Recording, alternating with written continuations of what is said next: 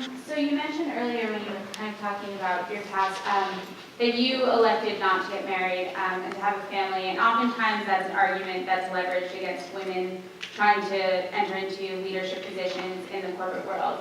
So I guess my question is, do you think that you would have been able to have the accomplishments that you have now if you had chosen to get married and have a family? Yeah, let me say, I didn't really mean I wanted to get married. It just turned out that way. And it wasn't really a conscious decision, is the truth of the matter. And if I had met the right person at the right time, I would have gotten married and had children. I talked about luck earlier. I've had a lot of luck, but not always good luck. No, just some of the fellows I hung out with, it's better than I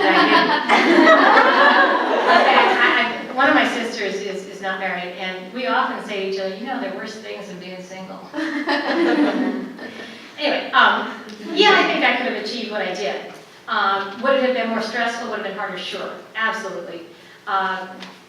There's no question but that if you have the competing objectives of young children at home and getting the job done, it's going to be a struggle. So how can you combine it all? First of all, there's no easy answer. There's no silver bullet. Probably the most important thing is that you need to have a partner, a husband or a partner who is going to share responsibilities for raising children. And if you don't have that, if you try to be CEO, of corporate America and have a couple, 3 kids at home and a spouse or a partner who doesn't help, it's crazy. You also have to find a company or a firm or an opportunity where there is some flexibility and there's some understanding that being a mother takes on special risks. That being said, you can't have it all. Because you've got 3 kids at home and you want to be home by 5 every day. And here we've got this other person, this other woman who is really anxious to advance her career, and she's willing to travel, 3 weeks a month to India, and just does great things because she's taken on these big, challenging projects and thrown herself into it. Now you have this promotion. You have this woman who's fabulous, who loves death, but frankly, she hasn't taken on the high-powered, challenging opportunities that would really test her. And you have this other one who's gone crazy and just done a fabulous job. So I think that one of the ways that women approach it is that you can't have it all the time. There's going to be a period in your career and a period in your family's life that you want to spend more time with your children. It's not either or. And please don't even take away that comment that I made 40 years ago, to be the gospel. But there are going to be times when one or the other takes a higher priority, and that's okay. And so maybe you don't become a CEO by the time you're 42. Maybe it takes you till you're 48. But it's possible. I think you can do it. It takes extra effort. It creates extra stress. It takes a good partner. It takes being in the right organization. And it's going to take a little longer, is my guess. I'm no expert in this, but just from what I've seen. Thank you. I'm not going to let you. I'm Rachel. That's my niece. I'm a sophomore majoring in earth science, and I was wondering how, when you were in a room full of guys, you made sure that they saw you more as an employee of intellect and hardworking rather than just as a woman. By being smart, being prepared, and having self-confidence. This is the olden days at First Boston in the 80s. The environment was crazy.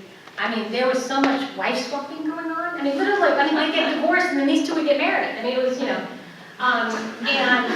well, at least they had some integrity, I guess. But, and you had senior guys, 40s sounded old to me at the time, dating 22-year-olds, just kind of crazy stuff. And that never happened to me. I like to think I wasn't so ugly that I wasn't But you just exude a certain, I'm here to get the job done, have a sense of humor. You know, don't act like you're a but you got it. You know, so it's how you present yourself is really key. Now that does not mean that there isn't some, you know, jerk who is just going to think a woman can't possibly succeed for whatever reason. But there certainly are plenty of men out there who I know my interactions with them, it's totally immaterial that I'm a woman. And I think that over the passage of time, over the last 30 or 40 years, it's become much more the case, more the norm. I think it's much rarer that I run into men in business where there is that, and you can tell when they just sort of look at you different, for better or worse, but different for sure. And that's becoming, I'd say, a pretty small minority. Mm-hmm. Jennifer, I'm in the MBA program. On that line, do you not feel sometimes being the only woman in a conference or something gives you almost more recognition because it's easier for them to remember you, as long as, you know, you exuded competence and properness, than it is all the other guys that were in the room? Absolutely right. They're going to notice you for better or worse. I was just at a conference last week, the North American Oil Council, and I was talking to Amanda, okay, Amanda, and I'm just talking about the council that I was at, and so then I went back and I got the agenda and I counted. There were 48 speakers, one other woman besides me. So if I did a good job, yeah, people are going to remember me. If I did a really bad job, people are going to remember me. So, you know, it's two sides of the same coin. But you all are all smart. You'll be well prepared. You should have that confidence. It should work in your advantage. I feel like, oh, hi, Chloe. I'm a senior from Hanson College. I'm an econ major. And my question was, I feel like for your career, you more took on like a, you know, after investment banking, you took on more of like a higher management executive position. But what would your advice be for people who take on, you know, more traditional, going, you know, bottom to the top? What would your advice be for, you know, dealing with the differences in, you know, men, especially in oil and gas where it's male dominated? Yeah, I am just thrilled that there's so many women here who are majoring in math and science. It's great. That's what's going to change the world. You know, in terms of women graduating in engineering, it's sort of topped out, I think, in the low to maybe mid 20% of graduates. So it's still to this day, on the technical side, is more male dominated.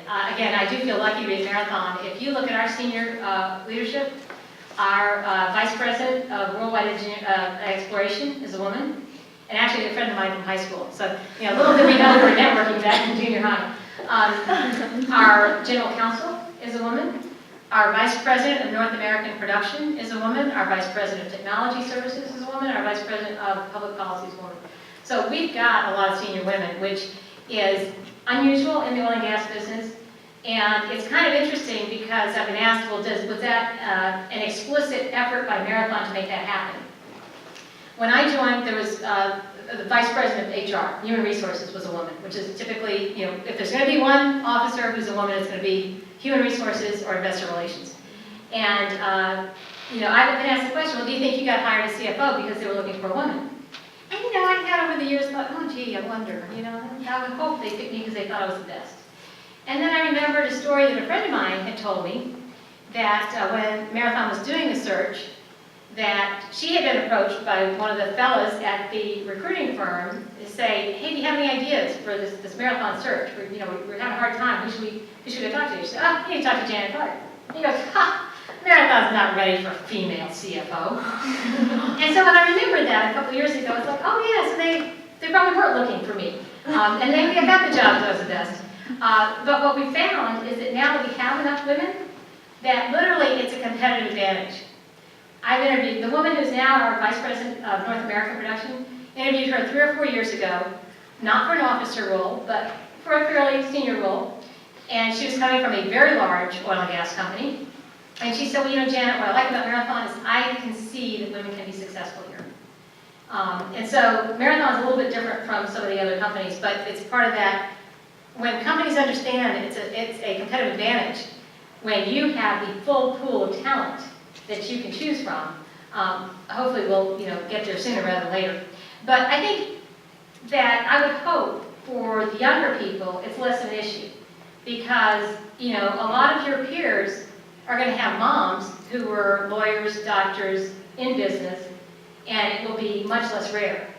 And also, one thing I found, the question about the work-life balance, young men want work-life balance too. It used to be kind of unfair because the dads, when I was growing up, you were going to leave early to see your child play baseball. You're going to go to a school play. A guy could not get away with that. And so this has been good for them too. And so I think the work-life balance is going to help as, well, I was talking to a young person took her out to lunch a couple weeks ago. We were talking about change and the pace of change and how, I really want to see us do this different, that different. She says, oh, when all those baby boomers retire, then we're going to get things right. And maybe I'm older than I look, but the point is a lot of this stuff is just going to fix itself with the new generation coming in and ultimately taking over.